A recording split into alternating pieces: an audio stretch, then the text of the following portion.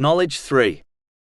In a narration found in Sahih Muslim, number 3257, the Holy Prophet Muhammad, peace and blessings be upon him, warned against asking too many questions, as this led to the destruction of the past nations.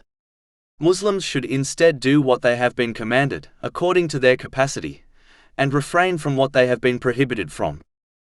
Muslims should not adopt this mentality, as people who have a habit of asking too many questions often fail in fulfilling their duties and from acquiring beneficial knowledge, as they are too busy asking and researching about less important and sometimes irrelevant information. This mentality can inspire a person to argue and debate over these types of issues also. Unfortunately, this attitude is quite widespread amongst Muslims today, as they often argue about non-obligatory and less important issues, instead of concentrating on fulfilling their obligatory duties and the established traditions of the Holy Prophet Muhammad, peace and blessings be upon him, correctly, meaning fulfilling them with their full etiquettes and conditions.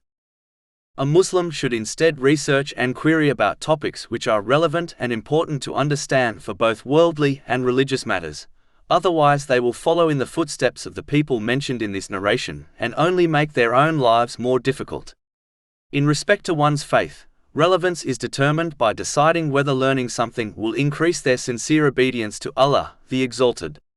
If it will not, then they should not waste their time researching and learning this piece of knowledge. In respect to one's worldly life, relevance is determined by deciding whether learning something will help one fulfill their worldly duties, such as their duties at work. If it will not, then they should not waste their time researching and learning this piece of knowledge.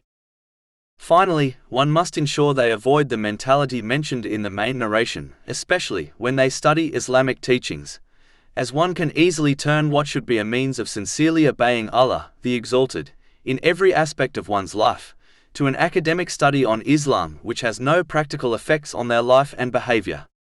The latter attitude can easily be adopted when one persists on researching and learning about knowledge which will not increase their sincere obedience to Allah, the Exalted. This is easily identified as the knowledge which Allah, the Exalted, has not spoken about in the Holy Quran, nor what has been discussed by the Holy Prophet Muhammad, peace and blessings be upon him, in his narrations.